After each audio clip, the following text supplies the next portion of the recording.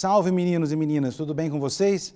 Eu sou o professor Bruno e hoje nós vamos começar mais uma conversa sobre um tema integrador: vida familiar e social. Vamos ver os objetivos da nossa aula de hoje. Refletir sobre os papéis da família e seus membros, concluir que a sociedade se torna um lugar de melhor convivência quando os papéis familiares estão bem sedimentados. Vida familiar e social. O Estatuto da Criança e do Adolescente reconhece a existência de 3 espécies de família: a natural, a extensa e a substituta. Vamos ver cada uma delas. A natural. Assim entendida, a comunidade formada pelos pais ou qualquer deles e seus descendentes. Família extensa. Aquela que se estende para além da unidade pais e filhos, ou da unidade do casal, formada por parentes próximos com os quais a criança ou adolescente convive e mantém vínculos de afinidade e afetividade. E a família substituta, para a qual o menor deve ser encaminhado de maneira excepcional por meio de qualquer das 3 modalidades possíveis, que são guarda, tutela e adoção. Queria que vocês olhassem para mim, para que a gente possa refletir sobre isso. O Estatuto da Criança e do Adolescente, conhecido como ECRIADE, essa sigla, Estatuto da Criança e do Adolescente, vem informando quais são os tipos de família. Mas é necessário nós acrescentarmos alguns tipos familiares que a sociedade vem aprendendo a entender que elas também existem. Uma coisa é você entender a letra da lei, o que está escrito na Constituição ou, nesse caso, no Estatuto da Criança e do Adolescente.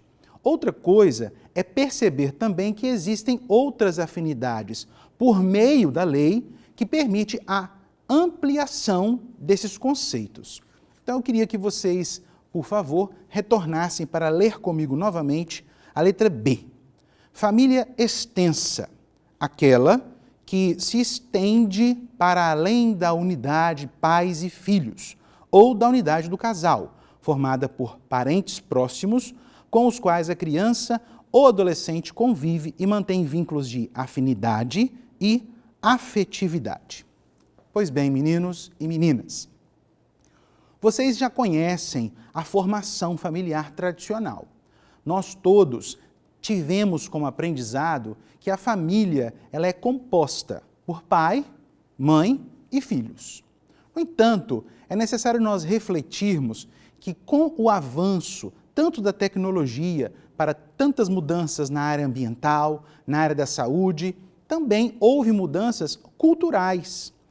Quando há mudança cultural, é todo um processo para que eu, que até então tinha um conceito formado, nesse caso sobre família, possa passar a entender que esse conceito se ampliou. Como a linha B, que nós acabamos de repetir, diz que o conceito de família se estende ao formato casal, pai e mãe, e se introduz um parente próximo, e no fim da letra B diz que se envolve afetividade, a gente pode entender e perceber ao nosso redor, você com certeza conhece alguém com esses exemplos que eu vou dar, que a família realmente mudou. Os tipos de família realmente mudaram. Então pensem comigo. Se você não conhece, você já deve ter ouvido pelos meios de comunicação que hoje há processos de adoção que antes não havia.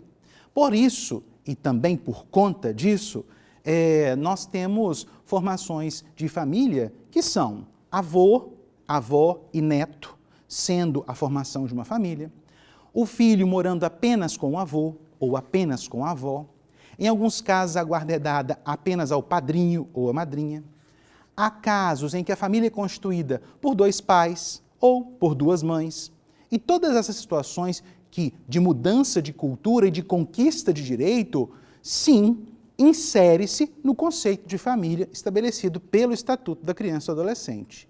Não cabe mais esses formatos tradicionais como sendo apenas o correto. É necessário ampliarmos os nossos conhecimentos e entender que o principal motivo para essa formação familiar, que alguns chamam de nova, é baseada no amor, é baseada no afeto, na afeição criada entre os responsáveis e o menor. Seja esse responsável uma mulher ou um homem, dois homens, duas mulheres, o avô ou a avó, ou aquele que a lei garante ser o seu tutor.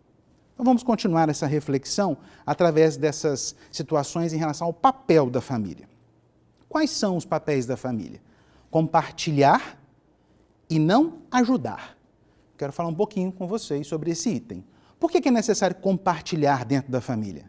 Algumas pessoas, e aí entra um papel muito machista na nossa sociedade, acreditam que o papel da família ele é específico e que nada pode mudar aquilo. Que a mulher foi feita para o serviço doméstico e que o homem é aquele mantenedor financeiramente, em especial, da família. Esse tempo já passou. Não existe mais, não cabe mais esse pensamento nem na sua cabeça, nem na cabeça de ninguém. E quando eu digo isso, é para que você pense, para que você reflita. Esses papéis, eles eram marcados por responsabilidades intrinsecamente machistas. Hoje, nós sabemos que é necessário compartilhar. Que quando eu lavo a louça, eu não estou ajudando. Porque quando você ajuda, implica em dizer que o papel é do outro e eu só estou colaborando, eu só estou ajudando, estou fazendo um favor. Não é favor. Afinal de contas, se você come na casa, você suja, portanto, deve-se limpar. Quem vai limpar? Qualquer pessoa que more nessa casa, que faz parte da sua família. Esses papéis retrógrados, que implicam em situações preconceituosas, devem mudar radicalmente da sua vida. Observem, continuem observando. Corresponsabilizar-se. O que significa isso? Meninos e meninas, corresponsabilizar-se significa que você precisa sentir parte daquele ambiente familiar. Portanto, não existe nenhum cômodo da sua casa que pertence apenas a alguém. Não existe essa situação de meu quarto, sua cozinha. Não sei se vocês sabem, mas por muitos anos foram perguntados através de pesquisa ao casal qual cômodo era aquele e apontavam para o quarto. A resposta da maioria das pessoas era o nosso quarto. E quando apontavam para a cozinha, referiam-se à cozinha dela. Quando diziam a cozinha dela, da esposa, isso marcava nesse momento e historicamente um preconceito grande, dizendo que os papéis são muito específicos dentro da casa e isso deve ser mudado. Compartilhar significa eu me responsabilizo com o que está na minha frente. Eu me responsabilizo com os papéis que se formam dentro dessa casa, que é minha e sua. Por isso é necessário o compartilhamento, a corresponsabilização. Vamos ver o outro item. Assumir seu lugar dentro da família. Isso é importante. Qual é o seu lugar na família? Nesse momento é um lugar privilegiado, onde você pode ficar em casa, onde você pode trabalhar em casa, enquanto o outro, seu parceiro, precisa sair? Ao sair, quando ele retorna, ele precisa também se corresponsabilizar? Não é porque ele estava trabalhando fora e eu em casa que eu tenho mais ou menos responsabilidades que ele? Ou você é filho e se comporta como aquele que só recebe? Você recebe o alimento pronto, você recebe sua cama toda forrada, você apenas recebe e não se doa. É necessário pensar sobre esses papéis. Afinal de contas, assumir a minha responsabilidade dentro da minha casa implica num ambiente mais harmonioso e muito mais colaborativo.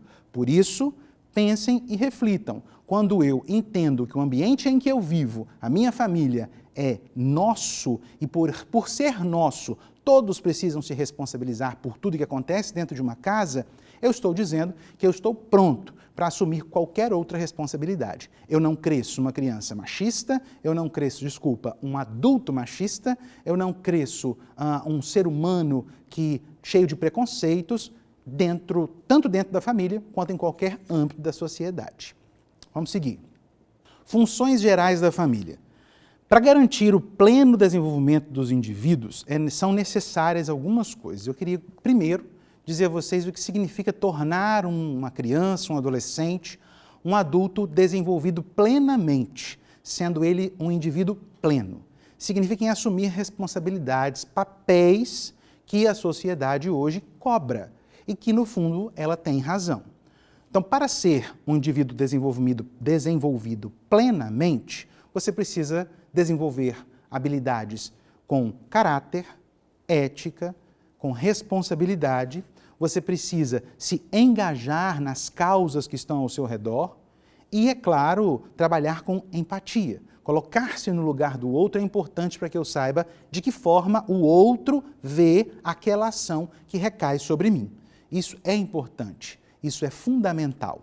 E aí, voltando ao que nós conversávamos sobre esse desenvolvimento pleno do indivíduo, é necessário algumas situações que a gente chama de essencial.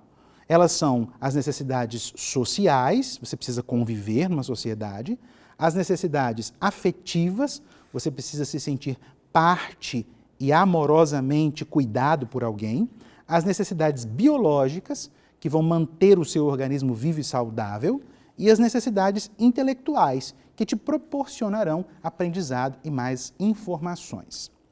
Pois bem, nós entendemos que a família é composta por um sistema que muitas vezes não é justo.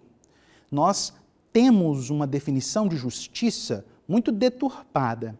Para nós, em geral, a justiça se estabelece quando o meu ponto de vista, quando a minha necessidade é garantida. Então é justo. Mas nós precisamos passar a entender que o outro existe e que o outro convive comigo. Não só que ele existe, mas é que ele é convivência, que é necessário entender e argumentar e se solidarizar com o outro. Para isso é necessário criar um sistema e não quebrar esse sistema. Queria que vocês olhassem as informações que estão na tela de vocês. A família como um sistema. Olhem a imagem inicialmente. É como se fosse uma grande rede que, combinada, ajustada, você estabelece possibilidade de segurar valores, segurar formação de qualidade, formação de um caráter, de um indivíduo pleno, desenvolvido plenamente. O que ocorre a uma pessoa afeta toda a família. Observem a imagem mais uma vez. Se uma dessas pessoinhas soltarem as mãos, o que a rede segura pode escapar. E, por sua vez, a família, como sistema, influencia a pessoa e a sociedade e vice-versa. Pessoal, se você entende que junto com o outro você pode mais, você faz parte desse sistema. Quando você começa a perceber que você acredita que suas ideias e seus ideais são melhores e isso basta para que todos convivam, a gente começa a perder um elo dessa rede. Nós começamos a colocar os nossos pontos de vista sobre os outros como sendo únicos, conclusos e apenas esses valem para as pessoas que estão ao seu redor. Isso é quebra de um sistema. Não funciona dessa forma. As pessoas precisam estar ligadas, entreligadas, de uma forma harmônica para que a gente possa sustentar tudo que está ao nosso redor. Os nossos problemas emocionais, os problemas emocionais que afetam a família e que, por consequência, estão diretamente ligados à sociedade. Uma família mal constituída, uma família com um sistema de papéis não bem fundamentados, torna a sociedade pior. Porque se eu não tenho um ser humano que faz parte de um valor social através da família, possivelmente a sociedade vai receber um cidadão não formado, não consciente, não ético, deturpador de palavras, gerando inclusive violência na sociedade. Entendam, o seu papel dentro da família faz de você um cidadão, ou pode fazer de você um cidadão, que vai para a sociedade mudá-la, transformá-la. E há algumas maneiras de transformação. Você pode transformar essa sociedade para o bem, mas, infelizmente, você também pode transformar essa sociedade para o mal. E aí é que está o engajamento, aí é que está o poder de ligação e de não se soltar do outro para que, dessa forma, todos se estabeleçam de forma clara, definitiva, garantindo os seus direitos e também tendo claro suas obrigações. Então vamos seguir.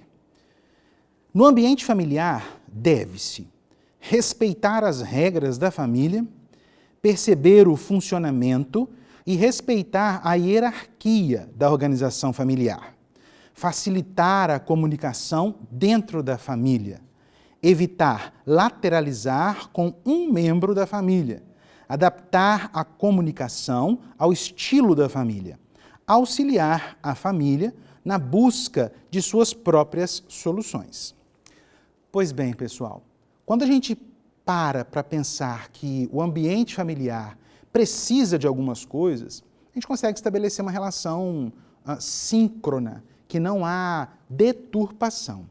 Então, se você percebe que para funcionar é necessário respeito, então respeite. Respeitar a quê? Uma hierarquia que tem dentro da família, mas é uma hierarquia diferente de uma organização, diferente de uma empresa. É uma hierarquia para que tudo que está dentro da família funcione. Portanto, se eu sou o menor, se eu não tenho trabalho, se eu preciso de alguém para se responsabilizar por mim, significa que eu devo respeito a essa pessoa. Não é uma relação de medo, é uma relação de respeito, significando que eu tenho que entender o meu papel de obediência como filho, como menor, como morador numa casa que me acolhe, porque eu pertenço a essa família, mas que existe um chefe. E quando a gente fala de chefe, nós não estamos falando daquele chefe arcaico, lá do século XIX, em que ele é quem mandava e que o prato devia ser servido e colocado à mesa. Não, nós não estamos falando desse cabeça, desse chefe. Nós estamos falando daquele que sabe gerir a família de forma democrática, assim como acontece em qualquer outra organização. Gerir a família democraticamente é fazer com que cada uma das pessoas compostas ali entendam que tudo o que acontece é também responsabilidade dela. Portanto, se a família tiver sucesso, todos têm sucesso. E se a família tiver fracasso, todos também fracassam. Essa é a ideia. Não há sucesso de um ou fracasso de um. Dessa forma, nós não temos uma formação equilibrada. É sim necessário entender que se a responsabilidade é de todos, tanto o sucesso quanto o fracasso também será entregue esse prêmio de ter sucesso ou esse ônus do fracasso será também de todo mundo. É necessário entender também que é necessário facilitar a comunicação. Muitas famílias não se comunicam e promovem problemas. Por falta de comunicação entre as pessoas da família, nós tendemos a não entender ou a entender à minha maneira.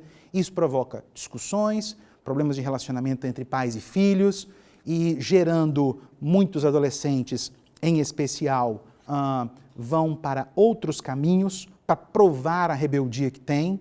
Nada contra a rebeldia, é necessário que a gente se rebele, mas que saibamos nos rebelar. Afinal de contas, o nosso país precisa de entender o papel real daquele que clama por justiça, daquele que pede que seus direitos sejam respeitados. Portanto, nesse aspecto, a rebeldia é interessante. Mas rebeldia de sair de casa como se fosse dono da própria vida, depende de alguns fatores. E se esse adolescente sai, a gente entende que a sociedade sofre, porque ele sai sem emprego, ele vai possivelmente ele vai sair da escola, porque vai precisar de trabalho, ele vai sair da escola porque precisa de trabalho, e para conseguir se sustentar, algumas situações acabam sendo adiadas na vida dele. Adiadas em relação à conclusão da sua escolaridade, ao atraso num curso superior, para que ele possa, de uma forma mais fácil ou com mais oportunidades, ter o seu trabalho. Portanto, essa comunicação é importante. Vamos seguir, então? Observem. Aspectos relevantes para a abordagem familiar. Conhecer os papéis familiares. Quem são os principais cuidadores e provedores? Quem costuma tomar as decisões? Pois bem, essas perguntas, quem são os principais cuidadores e provedores, e também quem costuma tomar as decisões, é importante a gente respondê-las. Afinal de contas, quando os papéis são claros, não há problema. Quem cuida? Todos. todas as pessoas dentro da família precisam ser cuidadores. Nós, dentro de uma família, cuidamos uns dos outros. Quando isso não acontece, geralmente, os adolescentes em especial, ou aquele que está iniciando a vida adulta, procura esse cuidado em outros lugares ou em outras pessoas. Quando procura em outras pessoas, corre-se risco, assim como quando se procura em outros lugares. E esses riscos são muitos. Risco de um posicionamento que a família não agrada, porque ele procurou ajuda fora da família. Ele também pode procurar em lugares diferentes daqueles que a família sonhou para ele, mas por rebeldia ele saiu da família e foi procurar por falta de comunicação em outro lugar, em ambientes que não são propícios à vida legal, à vida sem grandes problemas, e por esse motivo acaba se dando mal, como grosseiramente a gente diz por aí.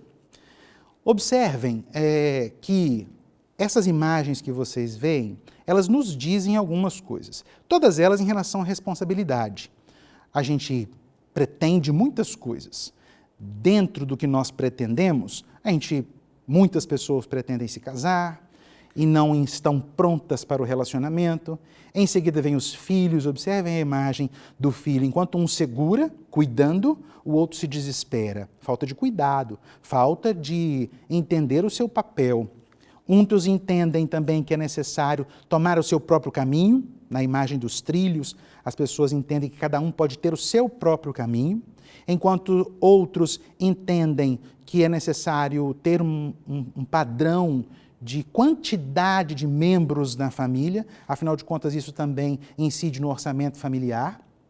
Quem manda, quem trabalha, a gente pode perceber isso nas imagens também, quem sai para trabalhar, quem é a pessoa que vai prover essa casa, ou quais são as pessoas que proverão essa família. E como eu me vejo? De que forma eu me sustento pessoalmente? Eu consigo me ver dentro dessa família? Essas imagens podem tratar e relacionar em relação ao que nós estamos discutindo. E tudo isso se torna um ciclo que eu chamo de vital para as famílias, que não deixa de ser marcado por crises evolutivas. Queria que vocês observassem. Uma crise familiar é um evento da vida presente ou passada que ocasiona mudanças nos papéis dos membros da família. Pessoal, essa crise ela pode ser evitada. Crises familiares existem, mas é necessário, se houver comunicação, se as pessoas entenderem que seus papéis são importantes, por isso precisam entender que o outro precisa de mim e eu dele, as crises acabam por não existir ou por serem mitigadas, amenizadas. Queria que vocês vissem na próxima apresentação uma possibilidade de entendimento melhor dessas crises. Observem. Essas crises são normativas, ou seja, são pontuais, são por normas familiares. Então você tem aí a pessoa ou a família, que está no centro, de várias situações. Então eu tenho a escola para organizar, a igreja ou a religião, ou a falta da igreja e a falta da religião, é um outro ponto. O trabalho, que está ligado intimamente dentro da família, os serviços de saúde, os grupos e instituições comunitárias, o esporte, o lazer, os vizinhos e as influências que esses vizinhos vão trazer para a minha vida, os amigos, a família estendida, como nós já falamos no início, tudo isso precisa estar bem ligado. Se um desses círculos, dessas entidades, dessas situações que nós vivemos é mexido, se um deles destoa, quem sofre é a sociedade, como vocês veem no final. Por isso, nós chegamos a uma conclusão. Responsabilizar-se por todas as funções familiares e sentir-se parte integrante da execução de seus papéis pode tornar não apenas a família um lugar frutífero, mas também pode tornar a sociedade um lugar de convivência sadia. Meninos, para concluir também, eu deixo a vocês a seguinte mensagem. Se você entende o seu papel dentro da sua família, você torna a sociedade melhor. O que nós buscamos há séculos é uma sociedade diferente da atual. E para que essa sociedade seja diferente, eu dependo de você e você depende de mim. Obrigado, até a próxima, pessoal.